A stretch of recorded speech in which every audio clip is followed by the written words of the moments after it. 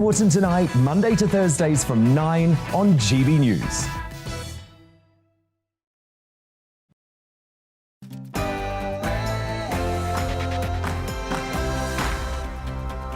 Tonight on the Mark Steyn Show, live on GB News, Telly and Wireless, China's Belt and Road Initiative targets the Falklands.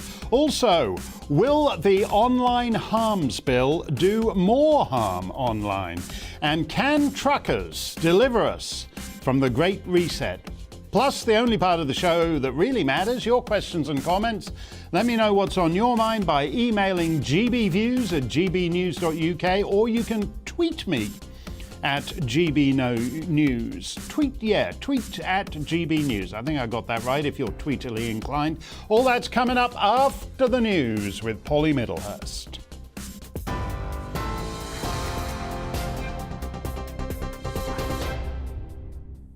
Good evening. Your top stories. The Prime Minister says the government is setting tough targets to reduce the 6 million patients currently on the NHS waiting list in England. It follows reports the Treasury had refused to sign off the COVID recovery plan without firmer targets. The Prime Minister, however, denies that and insists Number 10 and the Treasury are working together to tackle the patient backlog. What we're doing is working together across the whole of government to fix the COVID backlogs, which, believe me, is a massive priority for us, for everybody in the country. Boris Johnson speaking there. Well, he's coming under pressure today to withdraw his comments about Sir Keir Starmer failing to prosecute Jimmy Savile after the Labour leader was mobbed by protesters today.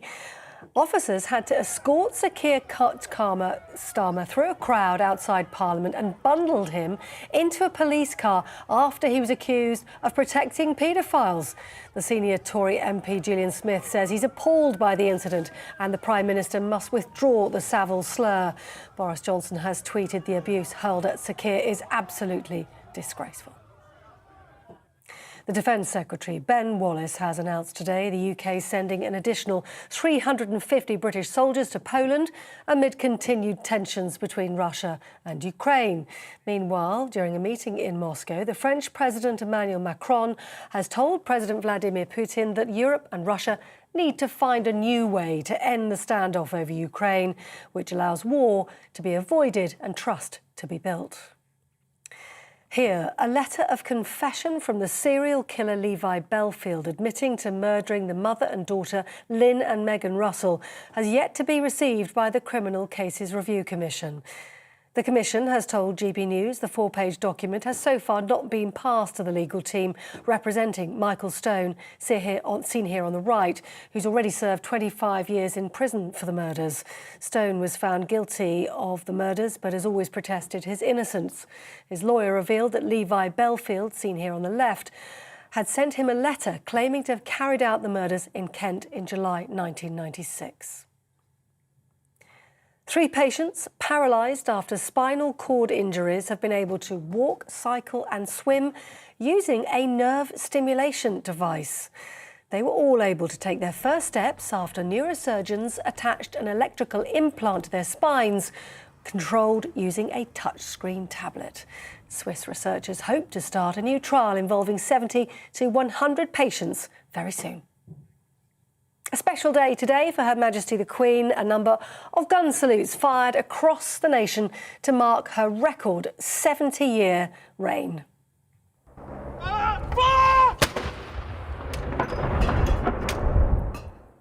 That's the sound of the Honourable Artillery Company firing 62 rounds at the Tower of London to celebrate the monarch's Platinum Jubilee. There were also gun salutes at London's Green Park and at Edinburgh Castle. On TV, online and on your radio via DAB+, you're with GB News. Now back to Mark Steyn.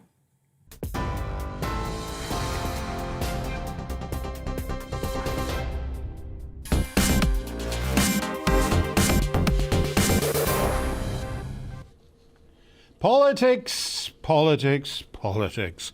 I get asked quite a lot why I don't talk more about politics and politicians on this show rather than, say, China gobbling up the Commonwealth island by island, or grooming gangs raping your womenfolk up and down the land. And the reason I'm disinclined to take too much of an interest in politicians is summed up by this passage from the Welsh website Golig 360, I hope I've pronounced that correctly, in which the new colossus of British politics, Guido Harry, the bloke who was here at GBNews taking the knee, if you recall, and there's no reason why you should recall. Anyway, here's Guido Harry recounting the moment when he went to Downing Street on Friday to be offered his new job. I want to make sure I read this correctly. I walked in and did a salute and said, "Prime Minister Guido Harry reporting for duty." And he stood up from behind his desk and started taking the salute. But then he said, "What am I doing? I should take the knee for you." And we both laughed. Then I asked, "Are you going to survive, Boris?" And he said in his deep, slow and purposeful voice, and started to sing a little while finishing the sentence and saying, "I will survive." I inevitably invited him to say, "You've got all your life to live." And he replied, "I've got all my love to give." So we had a little blast from Gloria Gaynor. I see this Guido Harry guy is a knee-taking, China-shilling Remainer wokester, but he and the leader of the Conservative Party share a taste for Gloria Gaynor, so there's that. But I think he's got the wrong Gloria Gaynor hit. Take it away, Gloria. Oh, this is fantastic. She always had such great orchestrations on these disco hits. Okay? You ready, Guido? Or in particular, Okay, that's enough of that. I can't even be bothered with that. Boris Johnson is committing literal Harry Carey with this. So why bring the blameless Miss Gaynor into it? First, I was afraid, I was petrified, but now I'm just bored out of my skull at all this Westminster village gossip. If you're interested in villages, watch Emmerdale. It's much more interesting than this. The backroom boys are all in the front window. And that's working out great, isn't it? If you're worried about paying your heating bill, say. We're going to launch a new competition here on the Mark Steyn Show. Big prizes to be won if you can identify any conservatism in the present Conservative government. Send your entries on a postcard to P.O. Box 27, Port Stanley, soon to be renamed Portsea, the Falkland Islands. The winner will be next week's number 10 Communications Director. The runner-up gets 2 weeks as number 10 Communications Director. Now, I know what some of you are saying. What about Nadine Dorries's announcement that she's going to end the BBC licence fee, and thus the BBC as we know it? OK, I'll bite. Ms Dorries currently has two big things on her plate: her commitment to end the BBC licence fee and her commitment to, quote, online safety by policing, quote, offensive content on the internet, such as, she says, Jimmy Carr's jokes about the Roma and genocide. The Secretary of State for Digital, Culture, Media, Weather, Garden Furniture and Unicorns boasts that under her new bill, she'll be able to throw Mark Zuckerberg in prison. He's never going to be in prison because all he'll do is hire some intern to come up with some AI algorithm that automatically deletes, quote, offensive content, i.e. content that dissents from the official state media version, such as, quote, COVID misinformation. So let's push this a year, 2, 3 down the road. What's the betting? Let's have a wager on it. That the BBC will have lost its licence fee, or that at the behest of the state, the internet will be policing opinion ever more narrowly. The licence fee rubbish is just boob bait for the rubes, not going to happen. But the increasing constraints on free speech will happen. Take COVID misinformation. Wikipedia still lists as the first example of COVID misinformation the theory that COVID came from a lab leak, which happens to be true, as most scientists now admit. In fact, as they admitted in their private communications on the day the whole COVID broke 2 years ago, and then they all got together and decided they couldn't risk that becoming public. We had Matt Ridley talking about it on here a few weeks ago. American taxpayers funded so-called gain-of-function research at the Wuhan Institute of Virology, and somehow it escaped and killed millions of people, but by labeling it misinformation, all the people responsible for that have managed to keep it going. Now, I should say I'm not a conspiracy theorist. Although, actually, maybe I am a conspiracy theorist, if only because 6 months after Facebook and Twitter say, you can't say that, it's Russian disinformation, it turns out to be true. The battle that matters right now in the Western world at large is the one being played out on the streets of Ottawa between Canadian truckers and the mammy singer Bollywood bridesmaid who purports to be Prime Minister of Canada, Justin Trudeau, and in far more subdued form by sotto voce backbench disquiet over this UK online harms bill, because both stories are about whether COVID world gets to become permanent. I mean, they're not shy about telling us what they're planning for us. This is what they were saying 2 years ago, almost as soon as the COVID was upon us.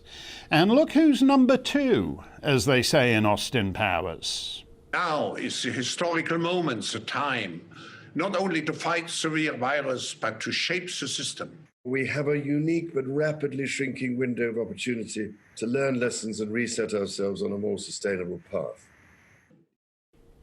75 years ago, 1947, the heir to the throne, Princess Elizabeth, gave a speech in Cape Town to quote all the peoples of the British Commonwealth and Empire wherever they live, dedicating her life, be it long or short, to their service.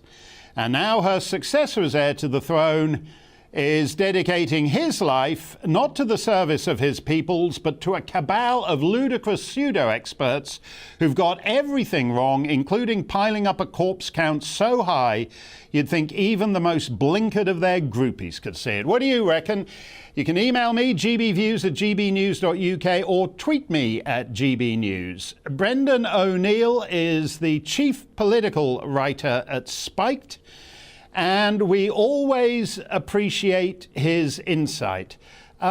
Brendan, what's your thinking on the Great Reset? It seemed like they were overreaching when they started talking about it in the late spring of 2020, but here we are 2 years later with incredible restrictions on freedom of movement, freedom of speech, freedom of association. Something's up, isn't it? Yes, something is up. I think the most terrifying phrase for me is the new normal. Whenever I hear someone talk about the new normal, I just get a shiver down my spine. It makes me feel very, very fearful, because there are large numbers of people out there who have thoroughly enjoyed the clout that COVID-19 has given them, the power that they've had over ordinary people, the way in which their so-called expertise overrode democracy and politics itself, and the way in which they were so powerful they could tell people to stay in their own homes, they could drag people to court for the crime of attending a protest or kissing a lover in a public place or visiting an elderly relative. They had an extraordinary amount of power, and as history tells us, people who get that amount of power are very reluctant to give it up. So when they talk about a new normal, what they mean is really dragging on the COVID emergency forever and ever so that we remain at the mercy of their whims and their so-called expertise. And that's what they want to do. Well, we're seeing a pushback in, of all places, because it doesn't have any kind of a reputation for violent mob action or seething political protest or anything like that. We're seeing a very clever and significant pushback in the Dominion of Canada with these truckers in Ottawa who are behaving fabulously. There's all kinds of agents provocateurs, plainclothes Mounties going among them, trying to provoke them into expressing enthusiasm for swastikas or whatever. And they're generally 99.9999% resisting it all. I mean, this is a pushback. This is one of the weirdest sort of counter-revolutions of all time, because all they're actually demanding is the right to normal life. Absolutely. I love the Canadian truckers. I think they are doing something wonderful, not just for Canada, but for the world. They are honking a collective horn at COVID authoritarianism, at Justin Trudeau in particular, who has got to be the most pathetic leader in the world, currently in hiding, apparently. This guy claims to be a boxer or a wrestler, has run away and gone into hiding the minute his people rose up against him. And I think they're doing something really, really important, which is striking a blow for the right of ordinary people to earn a living, to live freely, and to enjoy bodily autonomy. And what I find really extraordinary is the way in which the so-called progressive left has turned so viciously on these truckers, denouncing them as fascists. It's amazing that every time working class people take political action these days, the left denounces them as fascists. We saw it with the vote for Brexit, with the Gilets Jaunes in France, and now with the Canadian truckers. Whenever working people rise up against the elites, the left are there at the sidelines calling them scum and fascists and trash. So that kind of, I think we're seeing the redrawing of political battle lines in Canada, and it could have an impact across the world, where working people who are outside of the purview of politically correct politics are going to be the ones who push back against the new elites and strike a blow for human freedom. Well, it's interesting. I mean, Justin Trudeau has been the most explicit in his contempt, basically, for the masses when he tweeted that all these truckers, the guys who've kept, insofar as there is any food in the grocery store, these are the guys who put it there, and he's damned them, as you said, as transphobic Nazis. This is really like a kind of anti-1848, though, isn't it? It's an uprising of the elites against the masses. And I wondered if they get away with it in Canada, in Europe, in Australia, whether we're actually embarking on the post-democratic age, as it were. I think something incredibly important has happened over the past few years. I think there has been a revolt of the elites against democracy and against ordinary people. We saw that with the various efforts to overturn the vote for Trump, the exhaustive efforts of the Remainer elites here in the UK to overturn the vote for Brexit. They spent years trying to crush the largest vote in the history of this country. And we saw it, I think, with the Black Lives Matter riots, which I think were the militant wing of elite politics. And of course, they were given an implicit green light by sections of the democratic establishment. And I think what's happening now, and what's been happening for a couple of years, is that people are now standing up to that revolt and are saying, look, it's gone too far. And I think it's very important that it's happening in Canada, which is run by a prime minister who is basically a Tumblr website made flesh. I mean, the most ridiculously woke prime minister in the world, who even his socks have to signal virtue. I mean, that really pathetic. And the fact that truckers, proper working people who are absolutely essential to the economy, the fact that they are rising up against him, it is beautifully symbolic of, I think, the most important political tension of our times, which is between decent working people and an elite that views them with utter contempt. Well, what I find odd about this, Brendan, is that they're perfectly upfront about it. I mean, going back a decade or so now, for example, on the climate issue, you've had prominent climate change campaigners say that climate change is more important than democracy.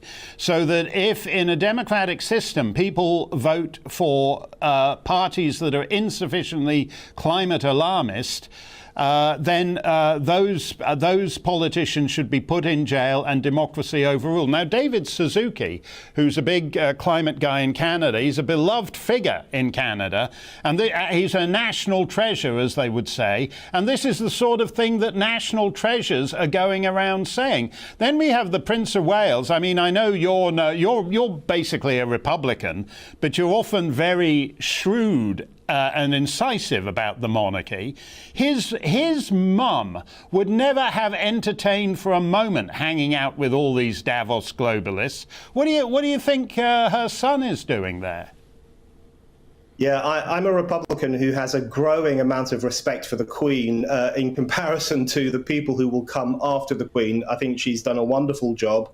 And Charles, I think, is going to be a very problematic king because he is in the pocket of the Davos elites. He's a climate change lunatic, as far as I can tell, and he's going to be at the forefront of pushing that kind of politics, which, as you say, is a very anti-democratic form of politics. And there's a reason why they now refer to it as a climate emergency. So at The Guardian, for example, it's now their house style no longer to say climate change. You have to say climate emergency because, of course, an emergency allows you to override democratic norms. If there is a political emergency, then democracy no longer matters and free speech can be brushed under the carpet and so-called deniers can be cast out of polite society.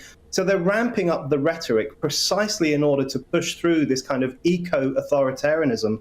But I think this is going to be another flashpoint in the culture wars of our time because there's something, the green agenda is fundamentally anti-growth, anti-progress. It would destroy millions of jobs. And working people don't want that. They want good jobs, they want to make an honest living, and they think the right of people to live comfortably is more important than the right of someone in Hampstead to breathe clean air. So this is going to be another area of significant tension, and King Charles is going to put himself, I think, on the wrong side of that discussion. Yeah, that's a very interesting observation, Brendan. All of this stuff, I think, seems rather more important than the comings and goings in Westminster. I don't know how coordinated it all is, but around the Western world, everybody seems in complete agreement in the political class. Thank you very much, Brendan O'Neill. You can read Brendan in Spiked at Spiked Online, and you should read him. Coming up, the Member of Parliament, David Davis, is here to talk about the government's Orwellian online safety bill. Don't touch that dial. We're coming right back.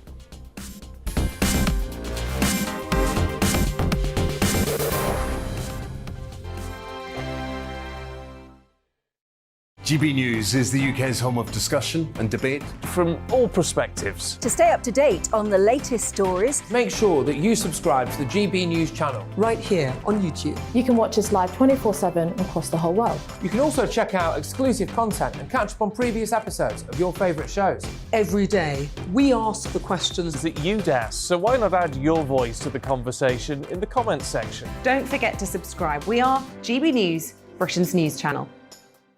Every night at 11 on GB News, we bring you the next day's stories the day before. Basically like time travel. If it's a big story, we'll cover it, guaranteed. But we'll also have some fun along the way. Big opinions, big laughs. Sometimes big hair. This is Headliners, the paper review show that won't send you to sleep like the others will. 11 p.m, 7 nights a week. Join us.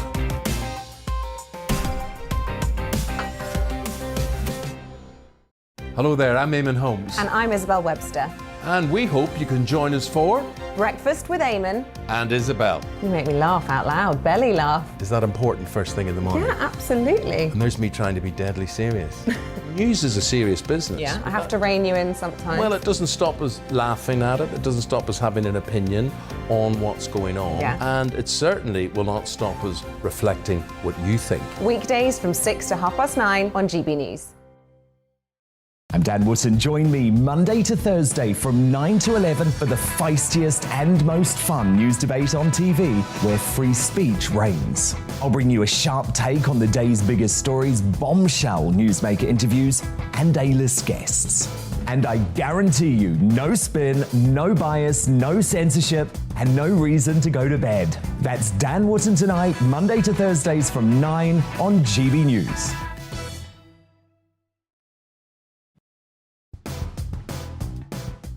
Coming up on Dan Wootton Tonight, why have scientists been so determined to suppress debate on the Wuhan lab leak theory? Journalist Matt Ridley reveals what he's uncovered in exploring the origins of COVID for his new book. On a landmark day for the Together Declaration against vaccine passports and mandates, the movement's co-founder Alan Miller breaks down the latest developments on the fight to restore freedom in the UK. Plus, GB News star Neil Oliver and positive professor Carol Sikora bring a dash of optimism and reason that you won't find elsewhere in the media. And I break down the headlines of the day with my superstar panel. The Daily Express columnist Carol Malone, social commentator Esther Kraku, and senior reporter at the newspaper Benjamin Butterworth. That's Dan Wootton Tonight, Monday to Thursday from 9 p.m. till 11 p.m. on GB News.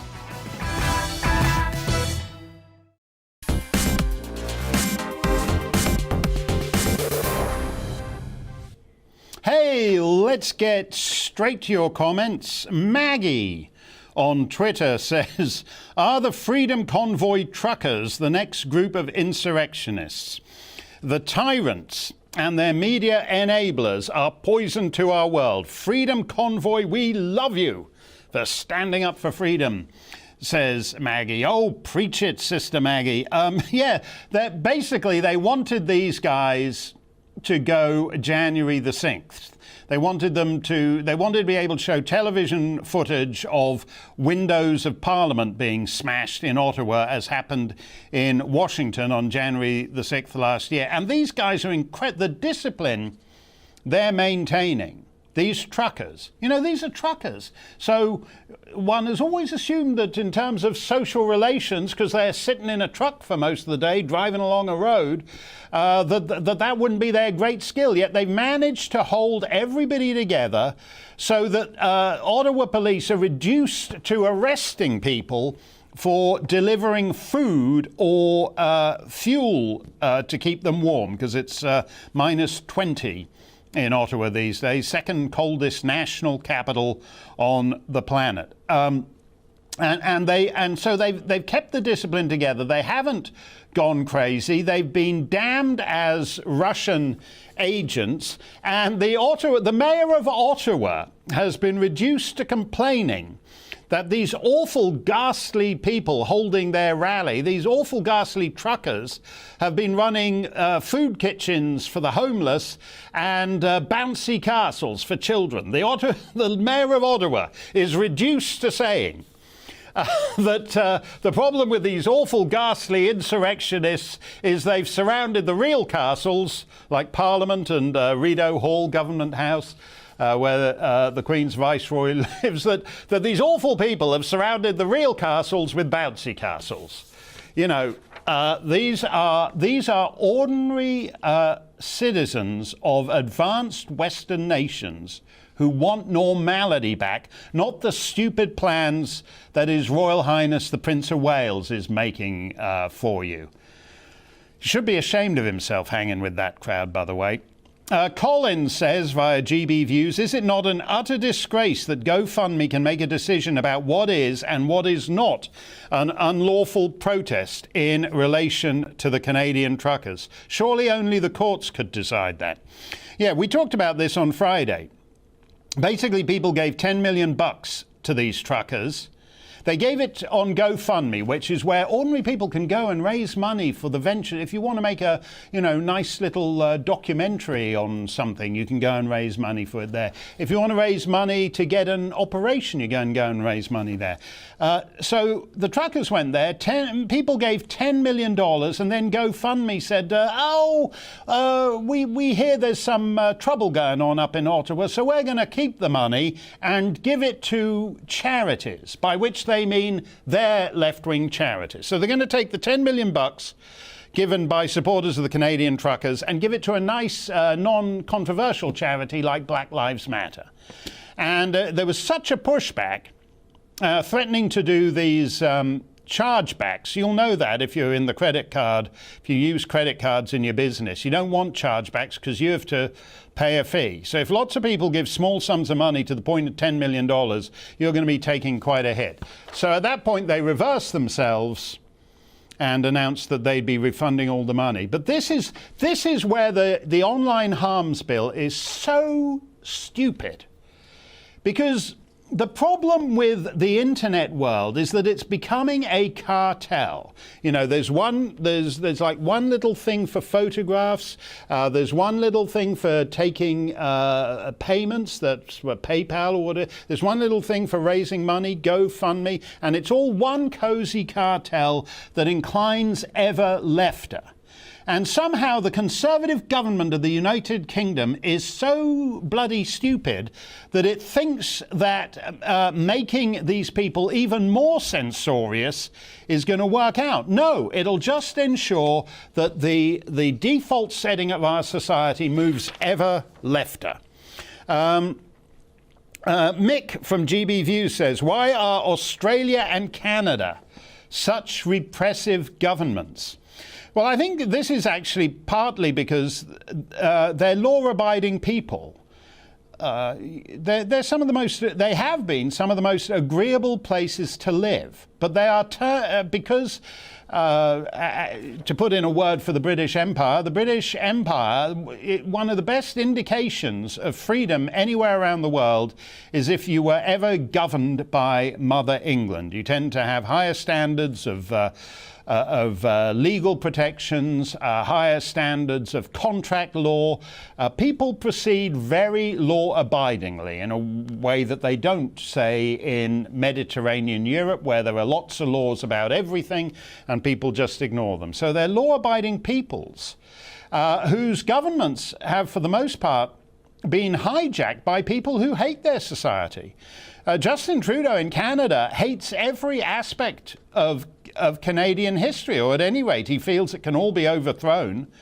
There are people who don't think Victoria, British Columbia, should be named after the imperialist queen. There are people who don't think the Australian state of Victoria should be named after the imperialist queen. Virtually everything. Canada's first Prime Minister, Sir John A. Macdonald, whom Queen Victoria loved.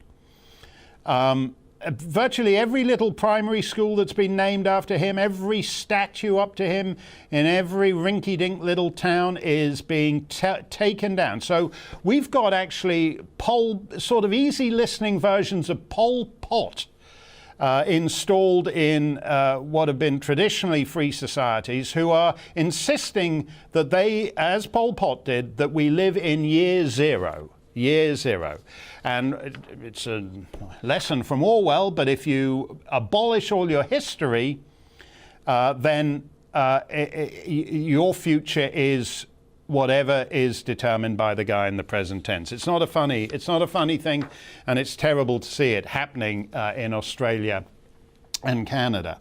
As I just said, if you've tried to say anything about vaccine mandates on social media, you'll know that ours is an age of ever heavier-handed censorship. So why is a supposedly conservative government eager to make it even worse? The so-called online safety bill will oblige already eager big tech censors, like the ones we've talked about, to remove content that falls into such nebulous and subjective categories as, quote, knowingly false or, quote, genuinely threatening. Here now is Conservative MP and a leadership candidate in the days of a very different Tory party, David Davis. It's always good to see him. Is this online harms bill actually going to happen? Oh, it's going to happen. I mean, we thought, frankly, that we had taken out the worst bit. We thought, you know, there was a piece of it which talked about stopping the platforms carrying legal but harmful, and then leaving harmful as a huge judgment area for one of the regulators to decide on. We thought we'd sort of cured it by getting rid of that, but as you sort of alluded to earlier, there are still lots of bits and pieces of it which are still aiming to control things that are, well, psychologically harmful, for example, or, you know, deliberate misinformation. How the devil you tell that, I don't know.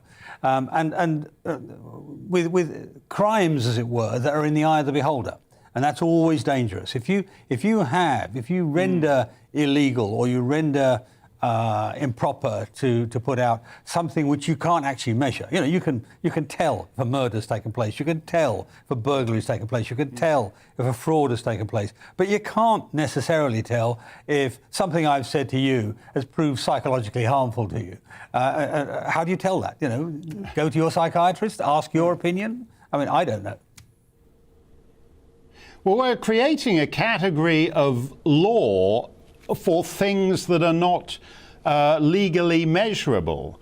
A lot of other, I mean, I was being asked a couple of minutes ago, what's up with Canada and Australia? I fell afoul a decade or so back of Canada's human rights commissions, which, unlike any other Canadian court or any court in the English world as it is, truth is not a defence. As you said, it's strictly according to whether a person takes offence. And these things, as bad as they are, have generally been introduced by left-of-centre governments to protect their preferred identity group. So if a Muslim takes offence at something somebody says, you can't really do anything about it because only the plaintiff knows whether the offence is genuine or not. Why would a Conservative government be wanting to introduce that principle and expand that principle in the UK? Well, I think what's happened, I mean, you're right about, I mean, I used to live in Canada. I mean, it fills me with grief to see what's happening there. I mean, you know, it just reminds me of the old saying, there's no intolerance like liberal intolerance. You know, it is the worst sort in many ways. But to come back to this piece of legislation, it sort of started with a good intention. You have bodies like the NSPCC, the National Society for Prevention of Cruelty to Children, who are very, very, very concerned about some quite narrow but very significant issues. I mean, for example, children being encouraged or told how to carry out self-harm. Now, there are small pieces of this bill that fit into that, and they're, in my view, if that's all the bill contained, I would be perfectly happy with that. But what governments tend to do is they try and build things up and be seen to be doing something. The urge to be seen to do something is one of the great dangers of modern politics. You know, got to be seen to fix this, seen to fix that. And actually, if you look at the bill, I don't want to bore your audience with the bill, but the two bits of it, there's encouraging self-harm or assisting suicide. I'm perfectly happy with that. Offences relating to revenge pornography or extreme pornography, I'm happy with that. Everything else on the list other than committing something which is harmful but legal is already in the law. You know, there's hate crime, public order offences, drug-related offences, weapons offences, you name it. They're all already in the law. What they've done is built this bill up out of other offences and then added little bits in at the edge. And it's quite dangerous carrying out, creating law that way, because what happens is people miss it. You know, people don't see it. They think, oh, most of this is sensible stuff. Actually, in the middle of it, this idea of a harm which is in the eye of the beholder is a very, very dangerous element in British law. Because what it does is it hands over to some other body, like Ofcom, for example, or like the body you faced in Canada, to make a judgment. And that judgment, frankly, is made on the mores of the day, and that can be quite fashionable. We've seen it in the battles over the trans issues recently. You know, these are not set down clear guidelines. They're things that have changed really even in the last 10 years. And so it's very dangerous law. If you create law like that, what you're doing is handing to an official a series of powers which can be quite destructive of people's lives. I mean, these laws will allow you to send people to prison even for the lesser offences for 51 weeks. You know, nearly a year in prison for offending somebody. Yeah. No, you mentioned our judges. I miss the old days when the joke about English judges under their wigs was that they'd say, what are these rolling stones to whom the witness refers? And they were supposed to be out of it, which is what you want in a judge, because you want him to be operating from legal principles. Whereas now it seems to me in the last 10 years that the judges have changed somewhat, and in many ways on a lot of these issues that are roiling the culture on transgender rights and all the rest of it, they're actually far ahead of where the overall culture actually is. Well, that's right. I mean, bear in mind, a vast quantity of British law is so-called case law. It's come about from previous cases down the centuries almost, which is why it's important your judge is slightly distant from today's fashions. The simple truth is he's looking back at all the previous law, because that you can be absolutely clear what it means. It's established. Actually, you make a joke about the Rolling Stones, but I can actually remember, I think it was Mick Jagger being taken to court, and the judge was smart enough. I think it was I can't remember the detail of the offence, but the judge said, this case is ridiculous. We should not be breaking a butterfly on a wheel. That's what he said about Mick Jagger. He understood only too well what was going on in society. Actually, we've got fantastically good judges. Sorry. Yeah. And we are now breaking butterflies on a wheel is now what's going on every moment in our society. I remember that was the headline of the Times leader, I think, the following day. Who breaks a butterfly on a wheel? And yet that actually is what's going on every moment. And this bill seems likely to accelerate it. And a wise government does not set up an Act of Parliament, which is what this will become in due course. It does not set up an Act of Parliament which can then become the battlefield, or the laws it creates can become the battlefield for social arguments. Maybe perfectly legitimate social arguments going on, but they shouldn't be fought in the law where somebody goes to prison if they're the wrong side of the argument. That's entirely wrong. And we've seen more and more of that over the years. Now, I'm comfortable with some grand principles being entrenched in the law. You and I might differ, for example, over, I don't know, the European Convention, because free speech, freedom of association, some of the, would be important to the truckers you were talking about earlier, for example. These are very, very important principles, but they're well understood. They're understood over hundreds of years. They've been fought over. Civil wars have been fought over them. So we know what we mean by that. Whereas what's being put into this, even where the Law Society says, well, it gives a definition of psychological harm.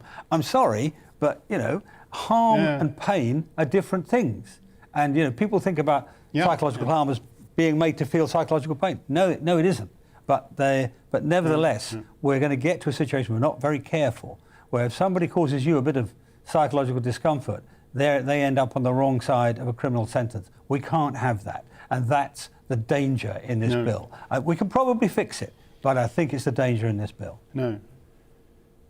You made a very interesting point just now, David, when you said essentially what we're likely to get is the state and the courts mediating what ought to be social relations. Or the realm of manners, in fact, as judges used to say in healthier times. So we're going to stay on this, and we thank you, as always, for explaining its finer points to us. Good to see you again. When we return, China thinks the Falklands should be Argentine. Plus, ask me anything you'd like for Stump the Steyn, GBViews at gbnews.uk, or on Twitter at GBNews. All straight ahead.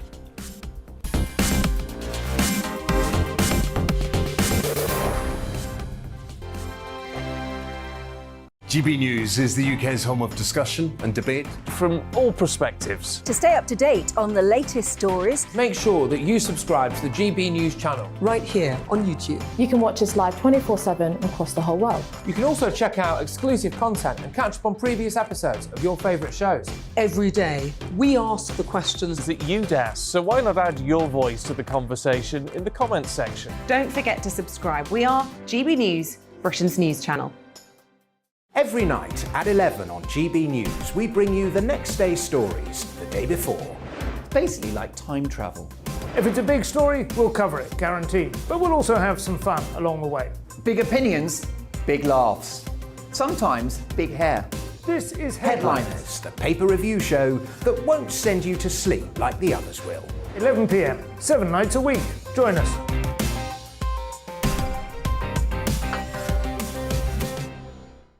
Hello there, I'm Eamon Holmes. And I'm Isabel Webster. And we hope you can join us for Breakfast with Eamon. And Isabel. You make me laugh out loud, belly laugh. Is that important first thing in the morning? Yeah, absolutely. And there's me trying to be deadly serious. News is a serious business. Yeah, I have to rein you in sometimes. Well, it doesn't stop us laughing at it. It doesn't stop us having an opinion on what's going on. Yeah. And it certainly will not stop us reflecting what you think. Weekdays from 6 to 9:30 on GB News. I'm Dan Wootton. Join me Monday to Thursday from 9 to 11 for the feistiest and most fun news debate on TV, where free speech reigns. I'll bring you a sharp take on the day's biggest stories, bombshell newsmaker interviews, and A-list guests. And I guarantee you, no spin, no bias, no censorship, and no reason to go to bed. That's Dan Wootton tonight, Monday to Thursdays from 9 on GB News.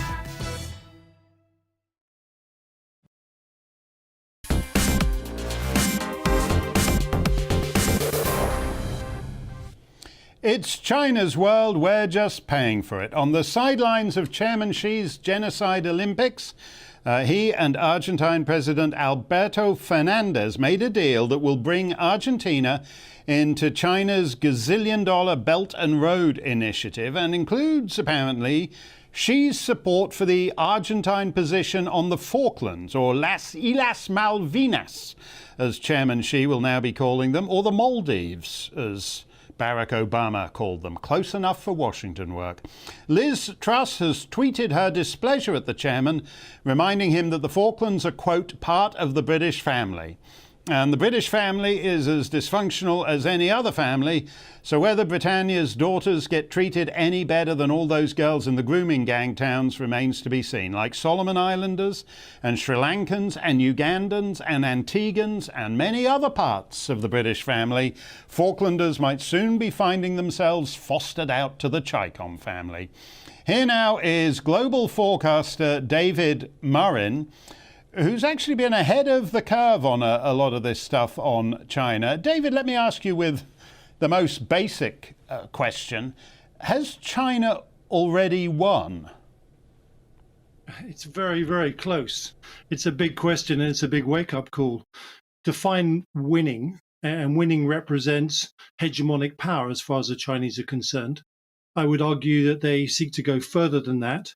And essentially, they are diametrically opposed to the values of democracy. So you can rest assured when they reach that hegemonic spot, democracy is deeply endangered and it's not something that can coexist alongside it.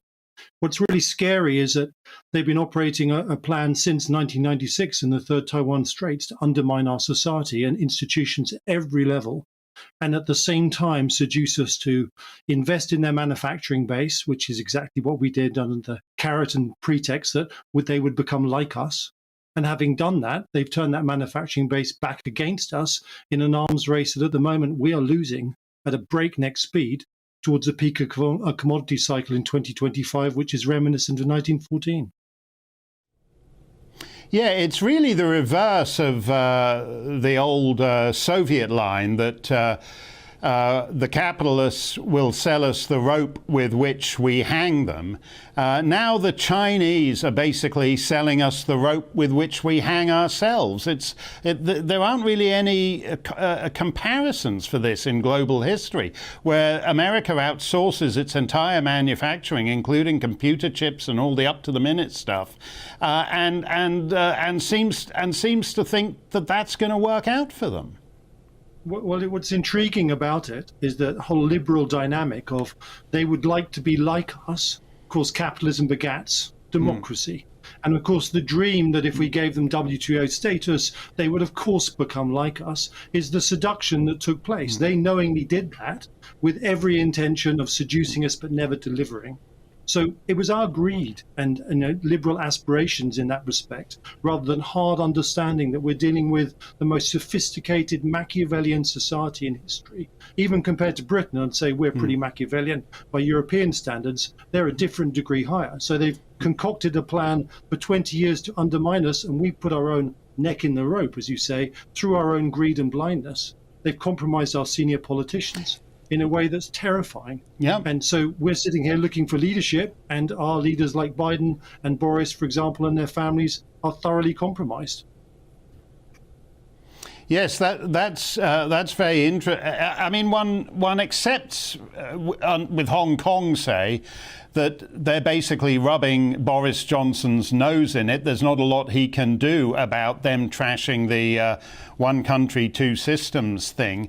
But this thing, you've spent a lot of time in the Pacific, and you know as well as anyone how in the islands that Britain decolonized in the 70s and 80s, Australia looks at them with great concern because they've almost all been hollowed out by China.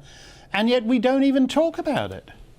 What's fascinating for Europeans and Westerners, we sort of think of the Pacific as somewhere so far away it won't affect us.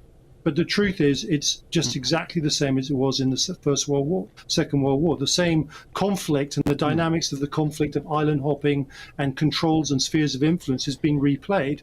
And if I was in Australia, I'd be terrified of the encroachment in a Guadalcanal-type methodology towards the Australian homelands, which they've been acting out.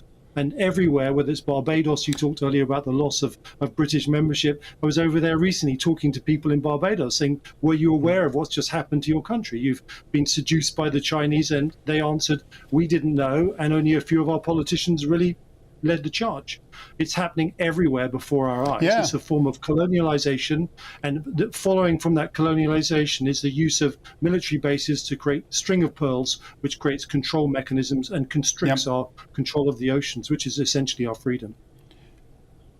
Which they've got right across the Indian subcontinent now. They basically got all Britain's Indian Empire ports and they've made them state-of-the-art ports. And in Barbados, as you just mentioned, Sir Gary Sobers, the great cricketer, is among many fully convinced that in a country where there has never been more than 24% support for a republic, it was basically China pushed the political class into ditching the monarchy. I mean, where is when you look at Latin America in particular, because the Americans are supposed to have something called the Monroe Doctrine, in which they tell the world to bud out of Latin America because it's their backyard and none of the other great powers should interfere. Well, the Chinese are interfering now and the Americans are doing nothing about it. Why is that? It's symptomatic of a hegemon in deep decay. It's unable to project and maintain its spheres of influence. And Ukraine is an example. It's a terrible example because Ukraine isn't in the West sphere of influence. We're a step too far and our head is stuck out too far. But all over the world, you're seeing this encroachment, and the acceleration came about with the rout from Afghanistan. That was a signal for hegemonic challenge on an epic scale. But the thing that really we should be most concerned about is the Belt and Road Initiative and the island mechanism of port acquisitions. means nothing without a navy to operate from it. And China has the biggest shipbuilding capability in the world right now. So its naval arms race, which it's undergoing, is akin to the run-up to 1914. And the US Navy, through aerial denial weapons, has lost control of the regions around Taiwan. It can't counter these saturation missile attacks. And deep down, she understands that with that card up his sleeve, he can keep pushing America, and until America deploys new defensive weapons, it's really on the back foot, more than the press even realizes over Taiwan and the region's stability as far as American influence is concerned. Yeah, that's a very good way of putting it. They've already got, I think, the largest surface fleet. They're building 8 new carriers, and they've got a 99-year lease on that port in Sri Lanka. It's not looking good for a flailing America and its Western allies. Thank you very much, David. We will be talking more about this because it is the subject. It's China's world. It's China's world. They're making all the running. Let's get to your questions before we close things out. Stump the Steyn. What do we got here? Dave on Twitter says, one question. Have you spotted the Canadian Charter of Rights and Freedoms in your travel? It's gone missing in Ottawa. The Canadian Charter of Rights and Freedoms was some modish thing that Justin Trudeau's dad, Pierre, the oldest swinger in town, do you remember him? He cooked up. The charter that matters is Magna Carta, 1215. You know, there are serious people who think that Pierre Trudeau invented concepts like free speech. No, he did not. They are ancient concepts that have their roots in continuously growing liberty for centuries. So I don't mourn the absence of this Canadian charter because I've been saying for years it's useless. Magna Carta. These guys are medieval, and we need to go Magna Carta on their medieval butts. Another Twitter user says, why do people wear masks outside? You know, if there's one thing I can't stand, it's like stepping outside, which I do, you know, I take precautions and all the rest of it. And then people are utterly irresponsible and they're only wearing one mask outside. You should wear at least 3 masks outside, particularly if you're doing something strenuous like playing a game of rugby or doing figure skating and doing a triple axel or whatever. It's totally irresponsible just to wear 1 mask outside. You should wear at least 3 masks outside. Rob on Twitter says, should Dominic the Donut Cummings be arrested for harassment of Boris? Well, he's basically the political version of a stalker girlfriend, isn't he? That is going to do it for me. Dan Wootton's about to make your Monday for 2 hours straight ahead. I'll see you tomorrow. Stay safe, stay free. Check out Dan. Hello again. Cloudy skies overnight will bring outbreaks of rain to Scotland, Northern Ireland and Northern England, and act as a blanket for much of the country, particularly in the south, where it will be a mild night. A few cloud breaks are possible for central and southern parts of the UK, but even here, enough of a breeze to keep things stirred up and mild. Heavy rain pushes south across Scotland, arriving into southern Scotland, Northern Ireland and Northern England by dawn. 7 to 10 Celsius for much of England, Wales, central and southern Scotland, Northern Ireland, but for the north of Scotland, 2 to 5 Celsius. Colder here because the front has moved south, and colder, brighter weather follows for Central Belt northwards. And really through Tuesday, we're going to see further blustery showers for much of northern and western Scotland, those showers falling as snow above 300 or 400 metres. But for Northern Ireland, southern Scotland, northern England, it stays cloudy with some light outbreaks of rain on and off throughout the day. Further south again, dry with even some sunshine for the Midlands, East